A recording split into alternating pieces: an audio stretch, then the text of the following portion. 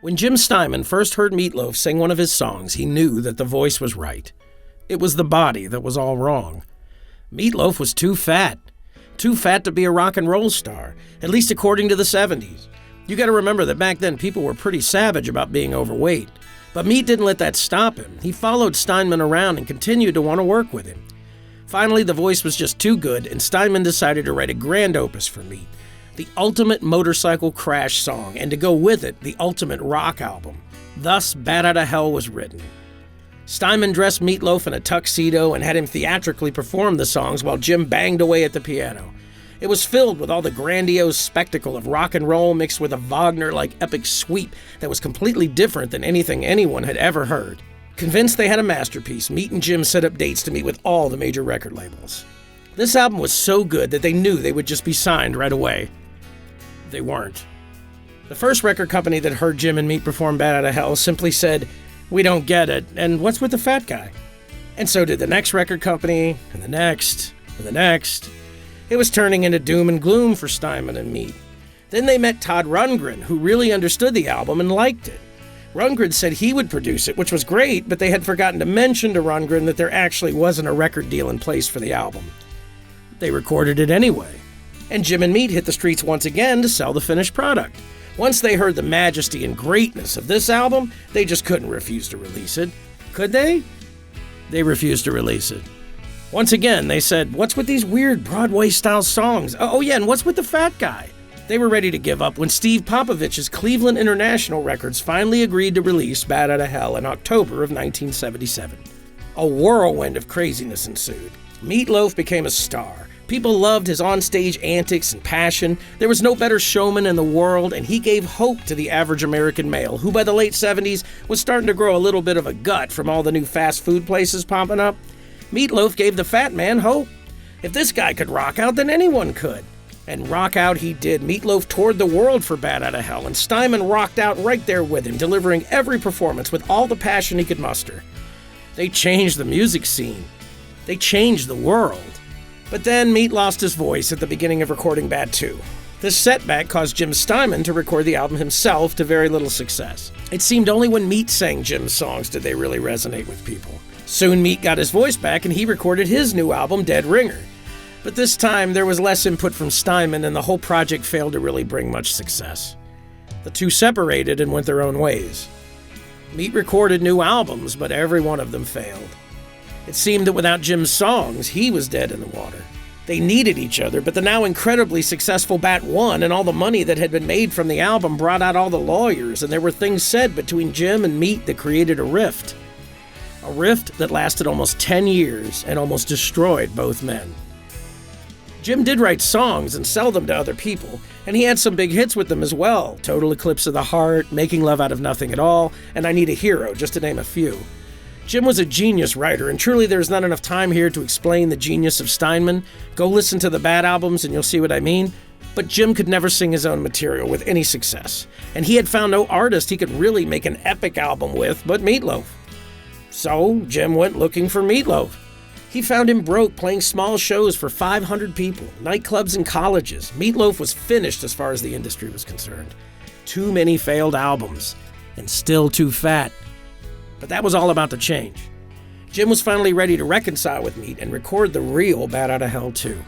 Everyone said it would fail. It didn't.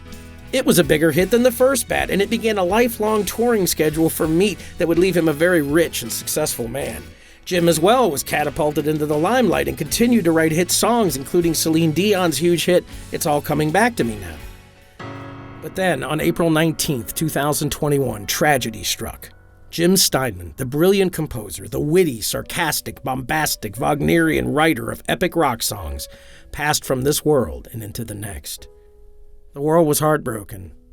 Meat was heartbroken. He had nothing but kind words for his good friend and collaborator. And then, as if Jim was calling him to the other side, Meat passed away on January 20th, 2022, only 9 months after Jim. The world lost two greats in a short span of time, and the shock is still setting in. The power of those Bat albums, the writing, the production, that voice, they are all a gift to the world that will never be forgotten. Jim, we miss you. We miss your songs and your wit and your overall coolness. Nobody was more rock and roll than you, brother. And Meat, what can one say about Meat? He was a one-of-a-kind, a great showman, a great singer, and a great personality. And he showed that rock and roll could come from anywhere and from anyone, even someone that was 6 foot tall and over 300 pounds. I saw Meatloaf perform on the Bat Out of Hell 2 tour, and he sounded as good as the record live. I'll never forget that night. He and Jim Steinman were a great inspiration to me and my music.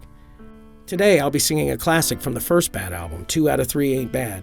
This song is one of the most popular from that album, and just as a strange side note, also a favorite of Axl Rose. There's a rumor that Axl will not go on stage until he's heard 2 Out of 3. So, we say goodbye to the music, the passion, and the genius of Jim Steinman and Meatloaf.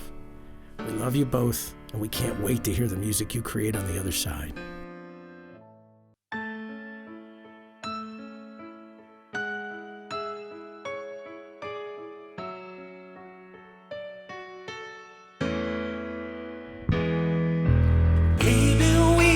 Talk all night, but that ain't getting us nowhere. I told you everything I possibly can.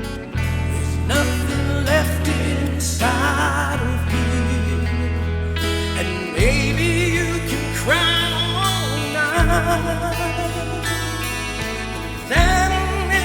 Change the way that I feel.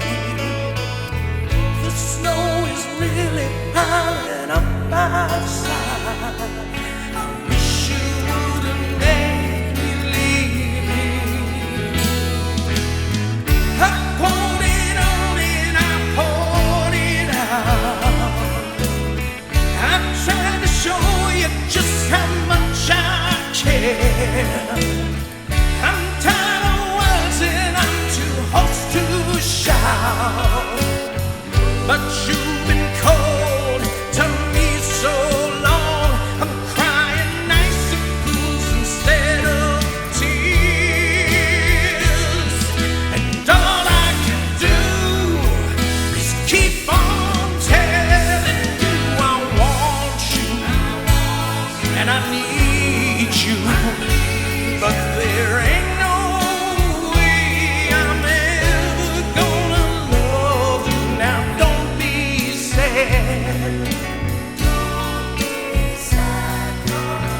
out of 3 ain't bad. Now don't be sad, 'cause 2 out of 3 ain't bad.